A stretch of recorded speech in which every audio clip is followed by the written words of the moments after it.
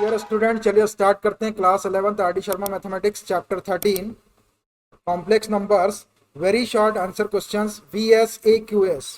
Answer each of the following questions in one word or one sentence or as per exact requirement of the question.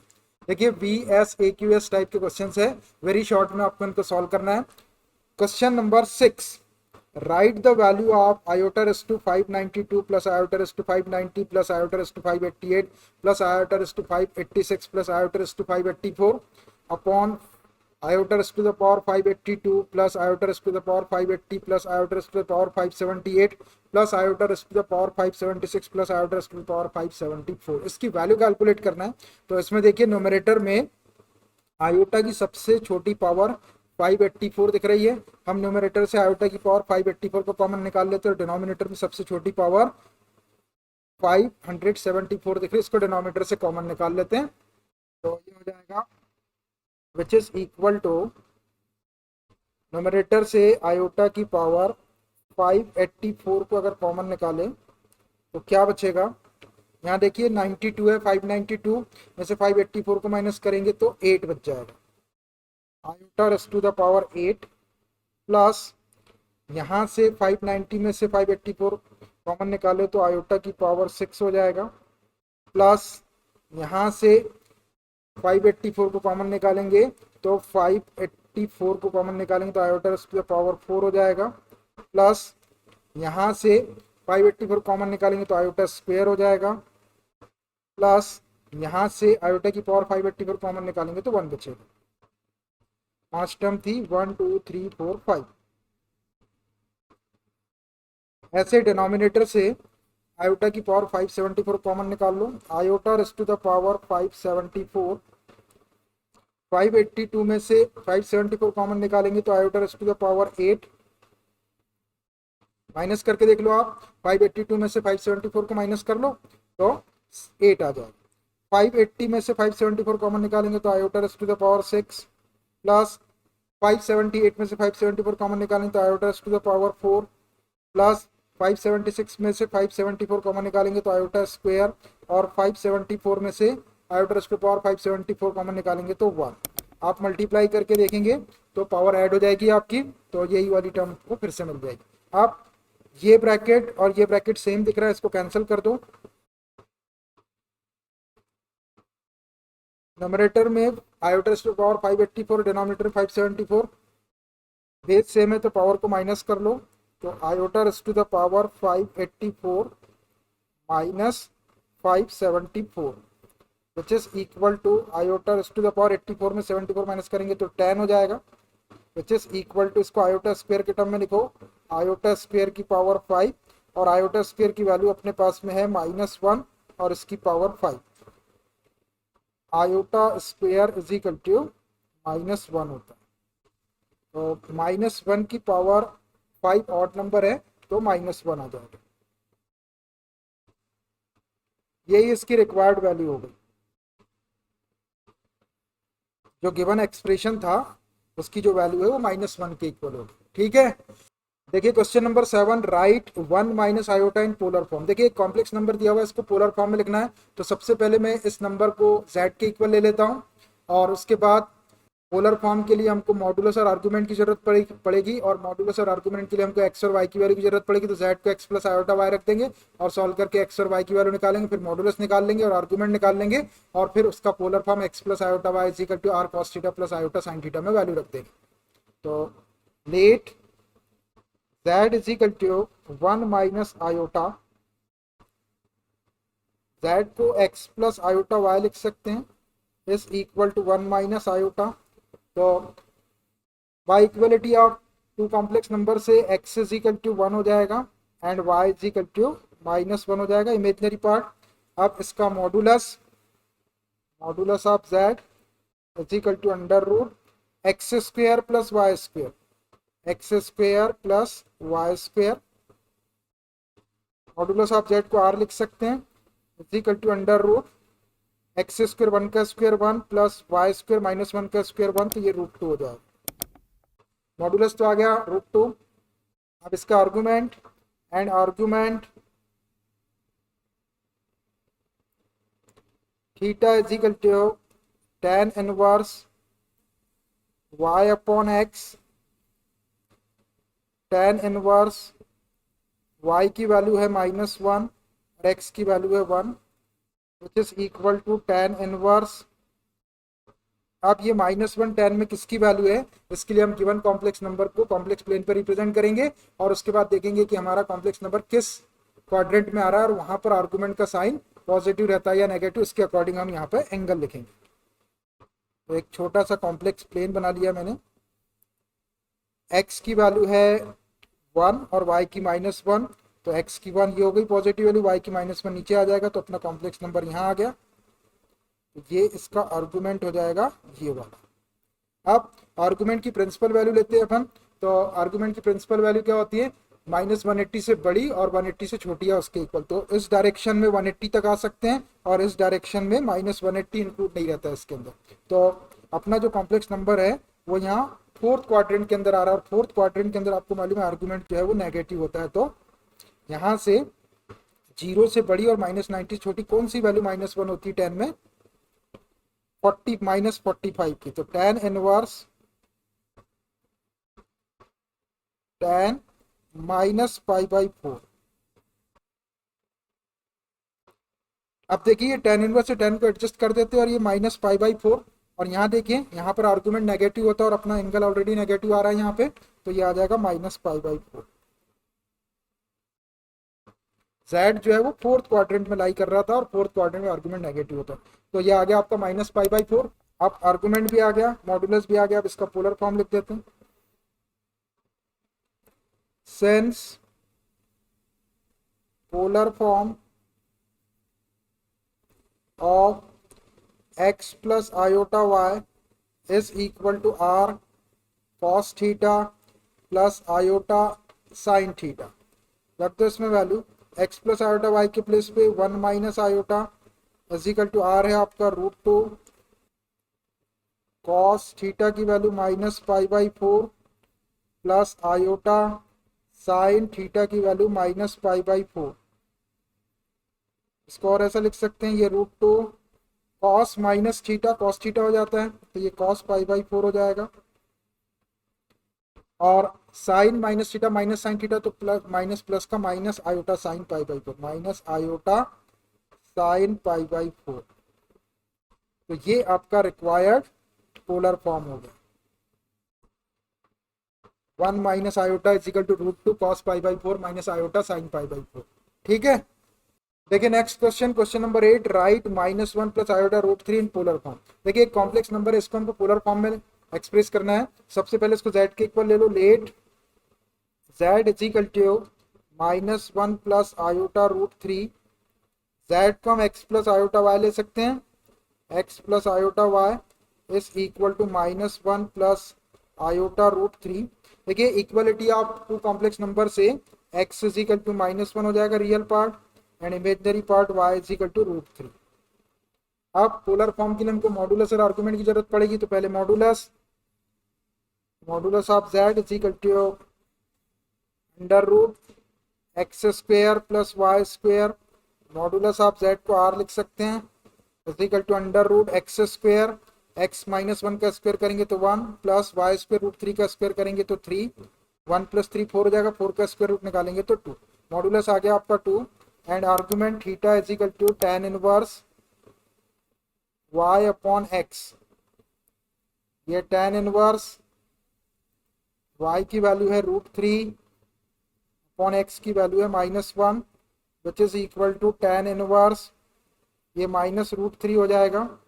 अब -√3 tan में किसकी value होती है, इसके लिए पहले गिवन कॉम्प्लेक्स नंबर को कॉम्प्लेक्स प्लेन पर रिप्रेजेंट करते हैं और देखते हैं कि अपना कॉम्प्लेक्स नंबर किस क्वाड्रेंट के अंदर आ रहा है, वहां से अपन एंगल लेंगे।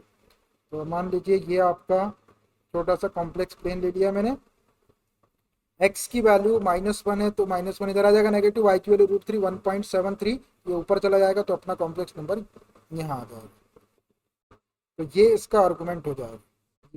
इस डायरेक्शन में चलेंगे अपन एंटी क्लॉकवाइज डायरेक्शन में, तो 0 से 180 तक आ सकते हैं। तो ये अपना जो कॉम्प्लेक्स नंबर आया वो 90 से बड़ा और 180 से छोटा आया, मतलब ये सेकंड क्वाड्रेंट के अंदर आया। और सेकंड क्वाड्रेंट के अंदर जो आर्गुमेंट की प्रिंसिपल वैल्यू होती है वो पॉजिटिव होती है। तो आप सेकंड क्वाड्रेंट से -√3 tan में किसकी वैल्यू होगी वो ले लेते हैं, tan इनवर्स, ये -√3 को सेकंड क्वाड्रेंट में tan 180 -√3 आपकी tan में 60 डिग्री की वैल्यू होती है, तो tan π/3, tan पाई माइनस π/3 लिख सकते हैं इसको। देखिए ये जो एंगल है ये सेकंड क्वाड्रेंट में लिया है मैंने 180 माइनस थीटा। इसको सॉल्व करके देखो तो -√3 आ जाएगा। 180 minus theta lies in second quadrant, second quadrant में tan माइनस होता है तो माइनस आ जाएगा, और 180 में नो चेंज तो -tan π/3, और -tan π/3 की वैल्यू √3, तो -√3 को tan पाई माइनस π/3 लिख सकते हैं, which is equal to tan inverse tan, एल्सियम ले लिए 3 पाई माइनस पाई 2 π/3। देखिए 2 π/3 का मतलब होता है 120 डिग्री, तो ये 120 डिग्री का एंगल है यहाँ पर, जो 90 से बड़ा और 180 से छोटा है, सेकंड क्वाड्रेंट में आ रहा है, और यहाँ पे आर्गुमेंट जो होता है वो पॉजिटिव होता है, और ये अपना एंगल ऑलरेडी पॉजिटिव आ रहा है, तो tan इनवर्स से tan को एडजस्ट करके 2 π/3 ले लेंगे, इज इक्वल टू 2 π/3।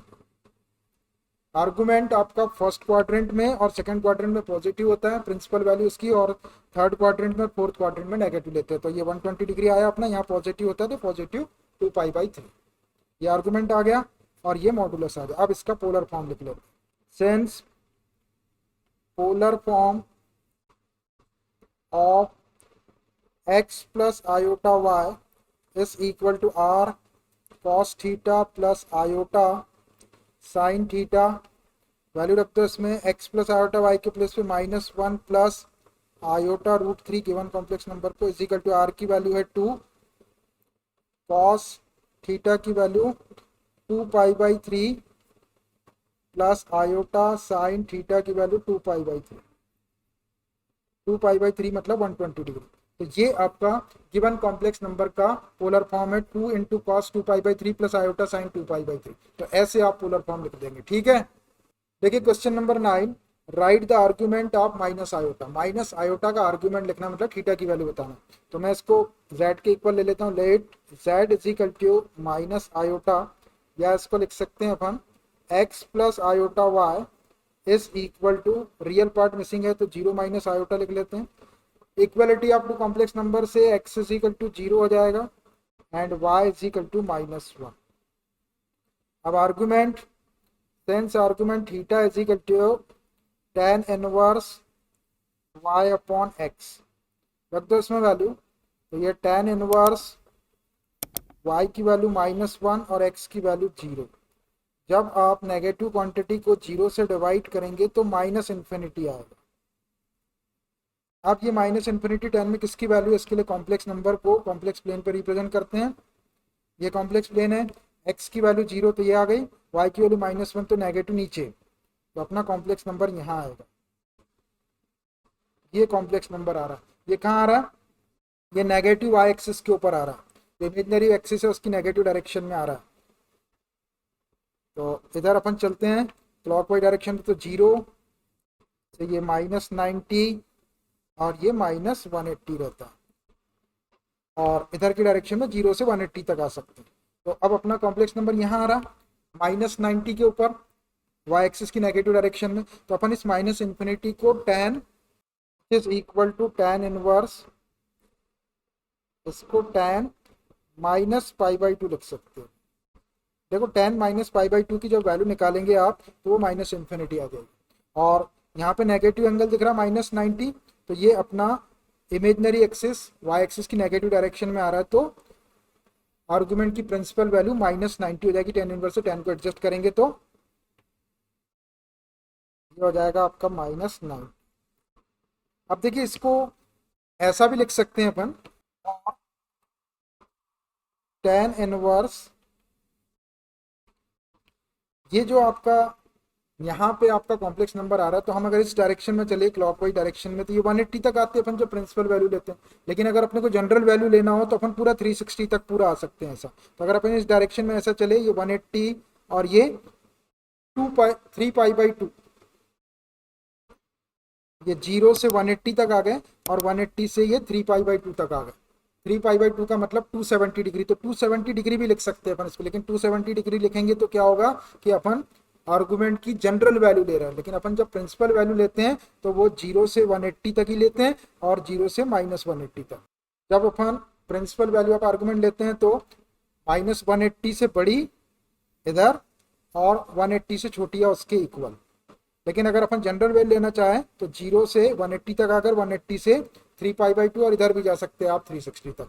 तो बुक में एक आंसर आपका जनरल वैल्यू के लिए भी दिया हुआ है। तो अगर अपन इस डायरेक्शन में चले ऐसा, तो ये 180 हो गया पॉजिटिव डायरेक्शन, और ये 3π/2 भी लिख सकते हैं इसको, tan inverse tan 3π/2।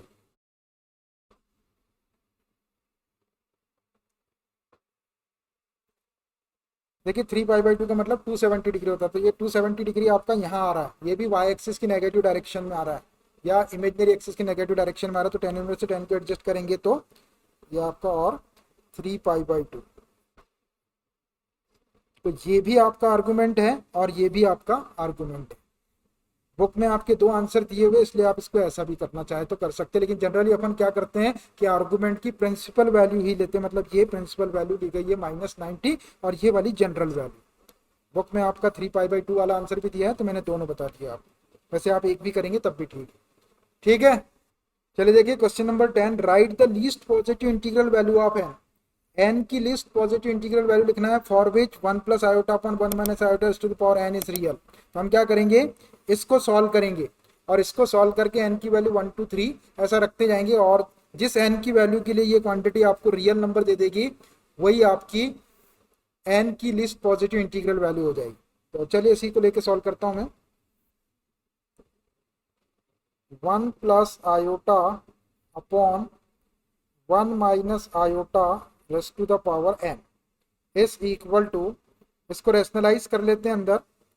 1 + i/1 - i है डिनोमिनेटर में, तो 1 + i से मल्टीप्लाई करते हैं और 1 + i से डिवाइड करते हैं, इसकी power n, which is equal to numerator में 1 + i 2 टाइम है तो a + b होल स्क्वायर की आइडेंटिटी लगा देते हैं। a स्क्वायर करेंगे तो 1 + b स्क्वायर करेंगे तो i स्क्वायर प्लस 2ab करेंगे तो 2i अपॉन डिनोमिनेटर में a - b a + b की identity a square 1 square 1 - b square i square और इसकी power n, which is equal to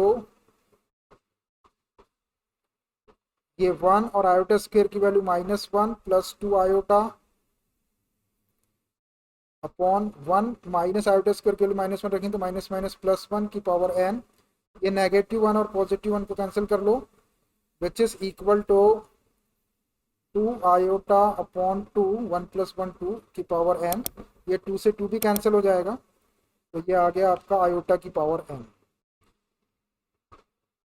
अब देखिए, अब क्या करते हैं, n की वैल्यू 1 2 3 ऐसा रखते जाते हैं। जिस n की सबसे छोटी वैल्यू के लिए ये एक रियल नंबर दे देगा वही अपनी n की लिस्ट पॉजिटिव इंटीग्रल वैल्यू हो जाएगी।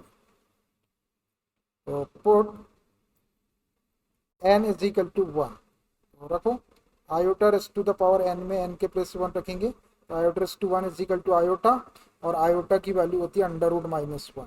तो ये √-1 इमेजनरी नंबर है, नॉट रियल, ये रियल नहीं है, नॉट रियल।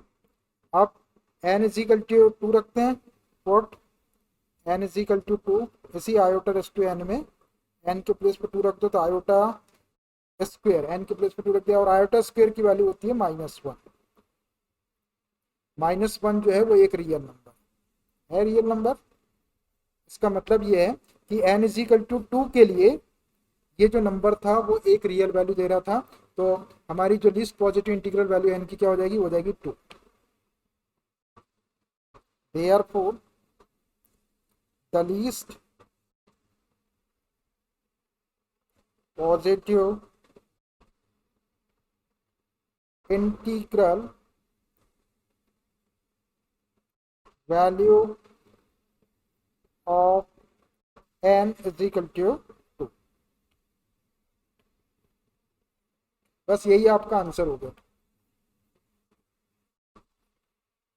तो ऐसे आपको n की list positive integral value calculate करना, ठीक है।